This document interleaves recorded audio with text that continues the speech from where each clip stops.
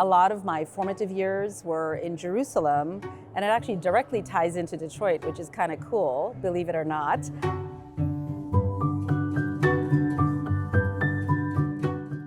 We moved from Ireland. My husband and I had trained in medical school there.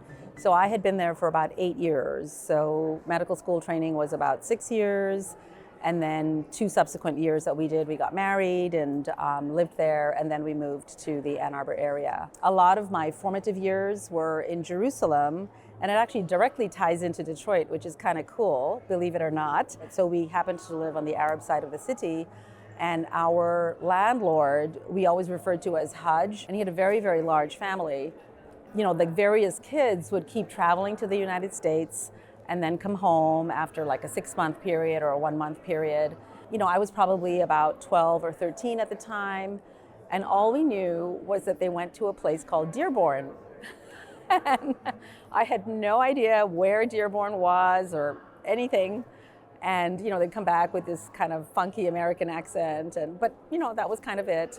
Initially, my parents, when they first settled in Jerusalem, they had a different landlord who happened to own a pastry shop in the old city of Jerusalem. He would come to pick up rent from my parents once a month, and he would always bring a nice box of sweets. One of the times that my mother was visiting, I took her to Dearborn, and someone had said, "Oh, you've got to check out this pastry shop. It's amazing. It's small. It's not as well known."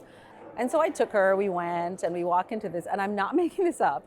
The portrait in that store was her landlord.